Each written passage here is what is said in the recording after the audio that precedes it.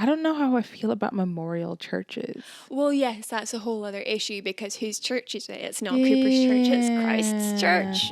But then you also have a lot of cults that use the Church of Jesus Christ in their title, even though they're not. Yeah, but at least Christ is the head of the church. Yeah. William Cooper is just some guy. He's a dude.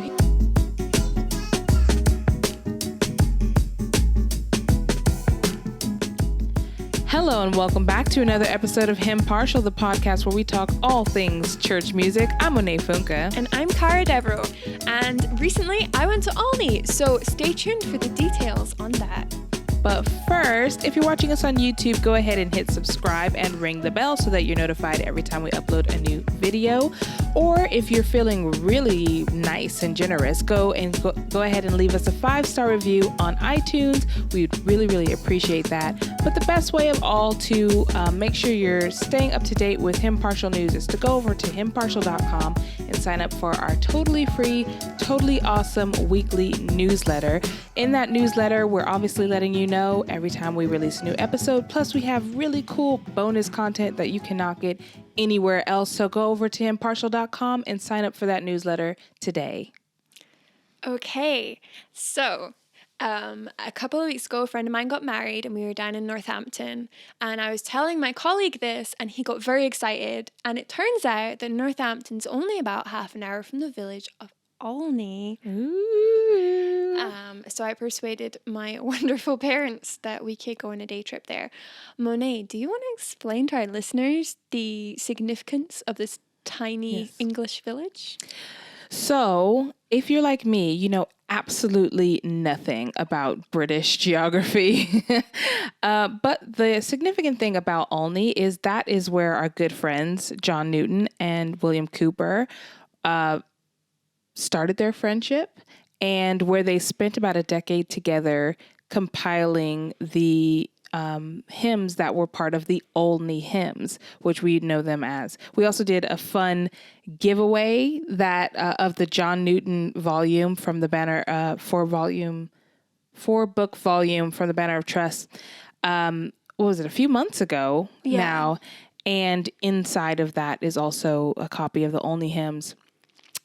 For those of you who haven't yet seen, we have several episodes talking about these wonderful men. We talk about John Newton in our Amazing Grace episode. We talk about William Cowper and depression with our friend Reagan King. And we also have a whole episode dedicated just to the creation of Olney Hymns. So make sure you get the link in the description and check out those episodes. If you haven't already, we don't want to review too much what we've already discussed. But I, unlike Cara, have never been to Olney, which is not super far away. I mean, Britain's not a big country. I mean, it took us 10 hours to get down there, but there were really bad roadworks. Yeah. But as the crow flies, it's not a very far away place. I'm telling this to the wrong person. Cara has lived in this country pretty much only her whole life. It's kind of almost the other end of the country, I guess. But the UK is not a huge country. Yeah, the UK is not big. Okay, so when we say the other end of the country, Yeah. like it's not the same as in the States where you wouldn't even cross like a quarter of Texas to get there. Yeah, but it is worth going. If you're in England, if you live in the south of England, definitely worth a visit. Mm-hmm. And I figured since we were down there anyway, it was better to drive the half hour and see it than to make a full like 7-8 hour drive just for one thing. Mm-hmm. So yeah, it was really exciting. At Olney is a museum called the Cooper Newson Museum, which is William Cooper's old house. Really? Yes, so it's his actual house and they made it into a museum. Wow. So is it like the house where him and John Newton used to walk through that little... Okay. How exciting. That's why it was exciting, because the house still exists. Yeah. Yeah. I was surprised. So you come into Olney and it's this beautiful little village with all these sort of like sort of creamy stone cottages, and it looks very like you would imagine an English country village on Pinterest to look like. It has that kind of feel, except that the A65 runs right through it. So, really? Yeah, so it's really busy. It ruins the kind of picturesque. Yeah, okay, interesting. But yeah, one of the things that surprised me is that in Olney is a Cowper Memorial Church. Really? Yes, because Cowper stopped going to church. Yeah. And didn't attend church for like quite a long time towards the end of his life. So it surprised me that there was this memorial church to him. Yeah, if you did check out, or if you are going to check out our other episodes where we talk about Cowper extensively, he had very severe depression, and like crippling physical kind of depression, and he basically, after one of these occurrences, he basically felt he was disqualified from attending church. It was like really obviously very heartbreaking. But yeah, that's really interesting that there's a memorial church to the guy who didn't go to church. I don't know, just an aside, I don't know how I feel about memorial churches. Well, yes, that's a whole other issue, because whose church is it? It's not Cowper's church, it's Christ's church.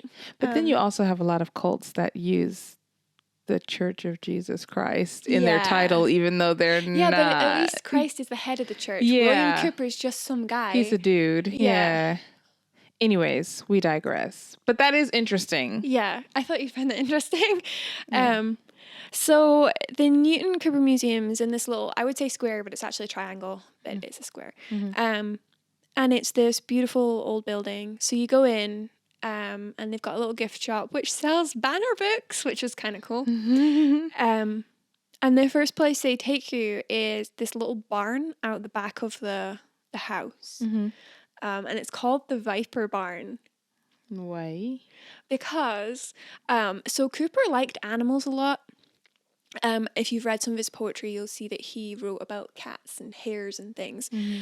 What happened was, back in the day, he'd gone into the barn for something, and there were these 2 kittens living in the barn, and the kittens were like cowering in the corner, and there was this viper, this snake, in the middle of the barn, about to basically like attack and eat these kittens. So Cowper went in and got a hoe, like a gardening hoe, and just like dispatched the viper. So that's why it's called the Viper Barn. I know. Wow. I would have been like, no kittens, you're on your own. I didn't even know Britain had those kind of snakes. They're not that common. I think 1 person a year dies from an adder bite, and usually the adder is surprised and is like, "Ooh, person." Whoa. Yeah. I got you.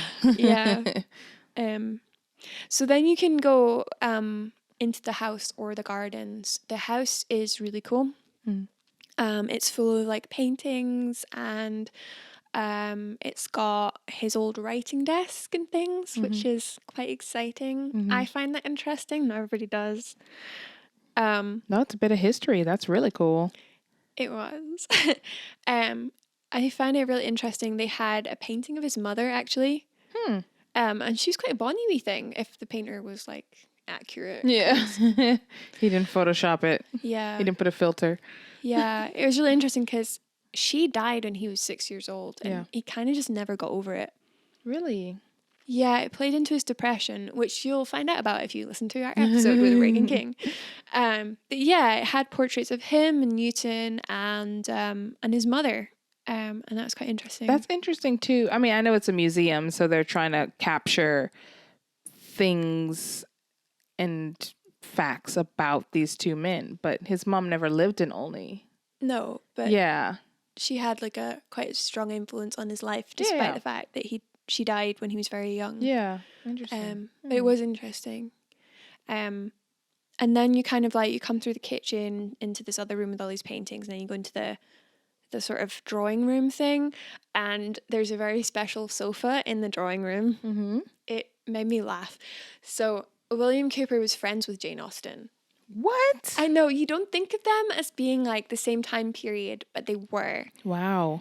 And Cowper in his time was like a really famous poet.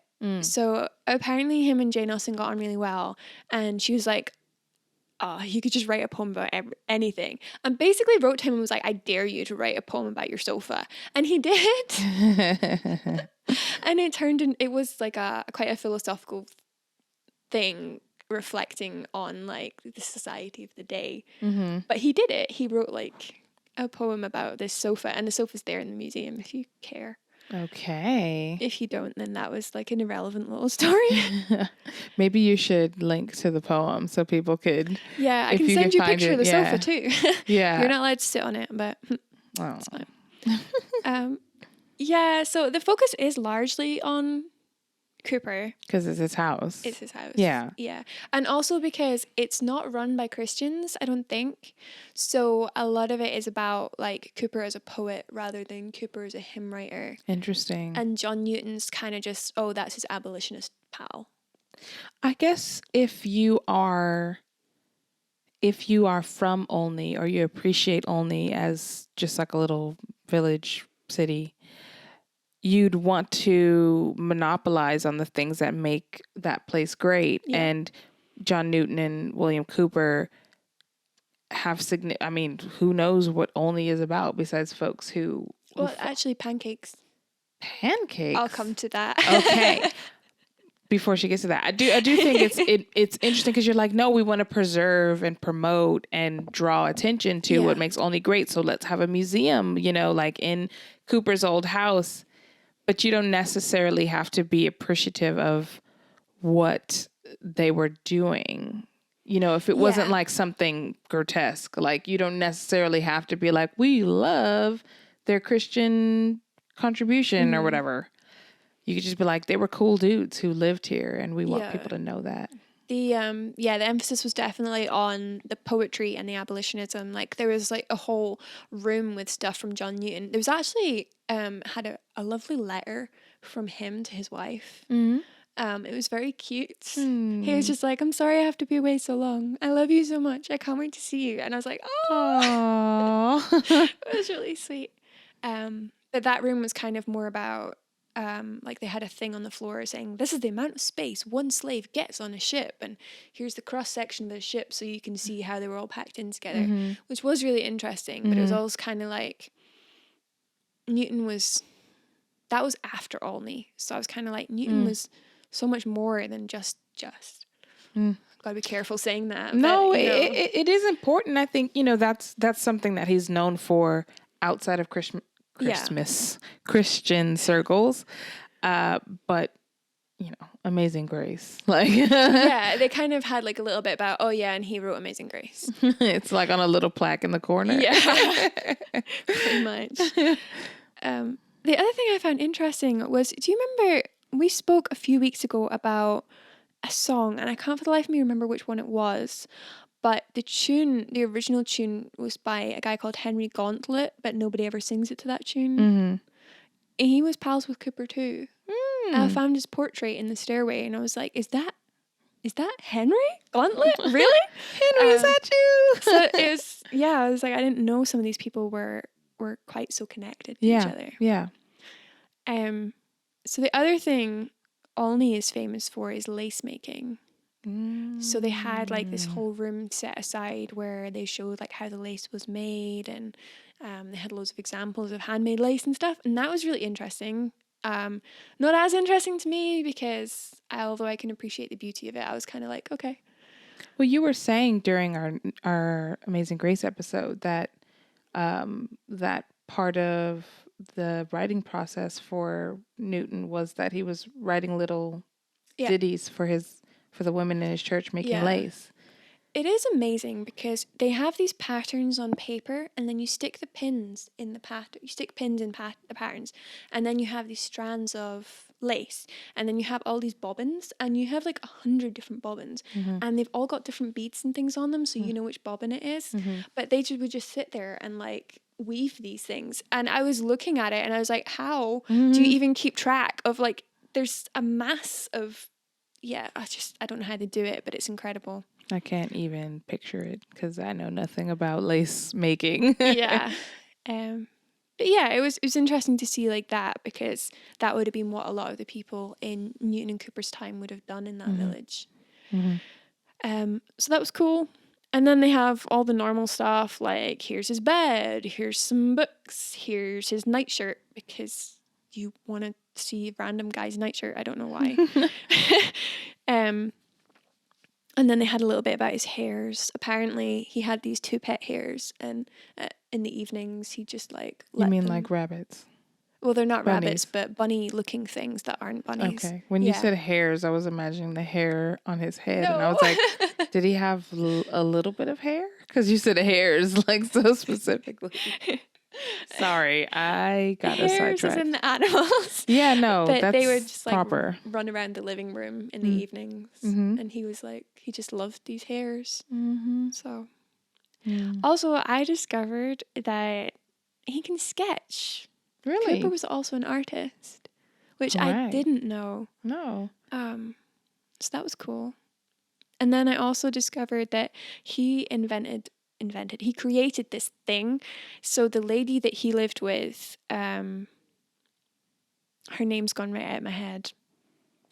Mary Unwin. Yeah. She had a stroke in her later years, and because she had a stroke, she had some movement issues. And he created an electrifying machine, which is as horrifying as it sounds. Sounds very dangerous. It's I'll put a picture in the newsletter, but it's like a sort of glass cylinder on this holder with a big metal cylinder coming out the side, and basically you put it on the person and then you shock them, and it's supposed to stimulate the nerves. And Cooper was really, really proud of this. My goodness. But it looks horrifying when you see it. He's a genius too. Crazy inventor genius. Yeah. So that's the house. It's a small house. And it's kind of... How many bedrooms? I don't know, because they weren't set up as... it was kind of like, here's a room about this. Here's a room about this. Yeah. Yeah. So they had a bunch of stuff about Georgian medicine as well. That's their kind of special thing they're running at the moment. Okay. Just kind of like quack medicine from that era and stuff. I was kind of like, I'm not particularly interested in this, and it's a little bit weird. It was the essential oils of his day. Oh, it totally shots fired. Shots fired. That's cool. I mean, I guess if you are in Olney, you'll have to go by and visit the Newton Cooper Museum to see for yourself. But it sounds like it was... It has a really beautiful garden as well. Because he loved his garden. It was kind of like therapy for him. And at the end of his garden is his little writing hut. And it's just like a little brick shed thing with a window. Sure was cold in the winter. I bet it was, because I don't remember it having a fireplace. But yeah, so it was really lovely. And then we walked down to Newton's church, but it wasn't open. What's it called now? Is it the same? It's Saint something. I can't remember. Saint something of the somewhere. Yeah. I think it was like back in his day, it was something like Olney Parish Church or something like that. Yeah, but it's like St. Peter's or something. Oh, okay. They changed it. St. James? It's a saint anyway. Yeah, okay. But we did pass the vicarage on the way, or a building that is called the vicarage. I don't know if it's the actual vicarage. But that was in the process of being renovated. Ooh. I think it's someone's home. Okay. Or it's going to be flats. Or it's quite big. You'd be surprised. And this is where John Newton lived? Yeah. Okay. And that's kind of across the road from the church. Makes sense. I was honestly surprised how big the church is. I don't know why I thought it was small, but it's massive. Really? Yeah. So like a proper big... It's got a massive spire, and then it's got the huge long... bit that comes out the back, and the big long the hall okay, the bit where the people sit, the spire, and then it's got a thingy and it stretches on. But my dad and I were looking at the architecture, and we reckon it was probably expanded in the Victorian era, because they did that a lot. Anyway, it was closed, so we couldn't go in. I'm told that they have a memorial stained glass window for Newton. Really? Yeah, but we don't know because we didn't get to go in. And I found where John Newton was buried. I had thought he was buried at St. Mary's Woolnoth in London, which is where he died. And it turns out he was. But my colleague was telling me that they dug up under the church for the Underground Railway. So they were digging tunnels to the Underground Railway. So they were like, we better kind of vacate the bones. So they basically dug him up quite a while after he was dead. And moved him to Olney. To Olney. Really? Yes. weird thing is, his father-in-law's buried right beside him too. He's got a very much smaller stone. Well, his father-in-law probably would have died while they were still in Olney. Okay, so that makes sense. But he's just there. So Newton and his wife are buried in Olney, and Newton's father-in-law is buried there too. Mm-hmm. So yeah, that was really cool. It was a lovely little village. Yeah. There's a cafe there that does excellent peri-peri chicken burgers. Ooh, yummy. I think it's dinner time. And the other thing I learned about Olney was that it is famous for pancake races.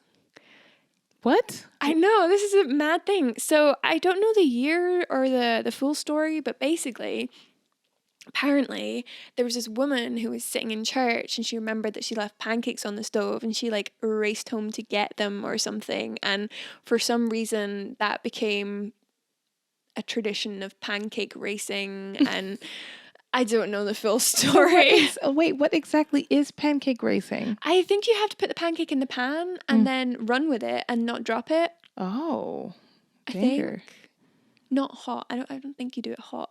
Well, then what's the danger then?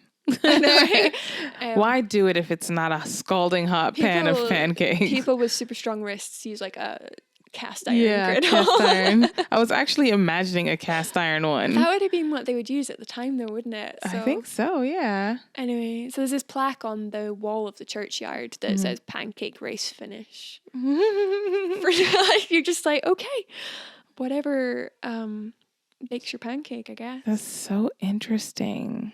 And then on the way back, I think we found the place where Newton would have passed through to get to Cooper's house. Yeah, but it's largely built on. So there's this sort of small path down the side of the vicarage that goes into a little park thing into a housing estate. And I think the housing estate has been built over the field. Okay. Oh, what a shame. Yeah, but it's super exciting. Yeah. You kind of just want to walk the path and be like, oh. Yeah, I was like, we go this way to the car. And my mom was like, I'm not sure. And I was like, we go this way to the car. We're going this way. I was like, this is the field, mother, please. So, yeah, it was a really good day. It was lovely and sunny, and we met a friendly horse. And I just like animals. But yeah, it was good. I would say if you know a lot about Newton and Cooper, you're not really going to learn much from the museum. It's kind of, well, I don't know what it's like in the States, but here in the UK, a lot of heritage sites are kind of got like boards on the wall with pictures on them, and then they say, you know, Cooper lived here between these dates. His friend Mary Unwin lived here with him. Mm-hmm. He liked to write poetry, and it doesn't really go into any depth. Mm-hmm. But it is kind of fascinating to see where they lived and walk through the village being like, oh, this is the place. Yeah. So if you can visit, I recommend it. Yeah. It's good. But don't expect a hugely Christian view and don't expect a hugely in-depth history of Newton and Cooper. Yeah. Well, I think that's pretty cool. And even though we've both read in our own right a lot on these two guys, I still learned stuff from, like, you know, there's stuff I didn't know about this pancake racing, but the lace makers and stuff, like, I didn't really put those things together. I know that Newton described the people of Olney as simple folk, and that's kind of cool to see that that place still receive a lot of attention because of the work that the Lord did through those two men in Olney. So very cool. Yep. Thank you so much for sharing that. And for sure, if you signed up for our newsletter, you'll have some fun pictures from Cara's trip. But guess what?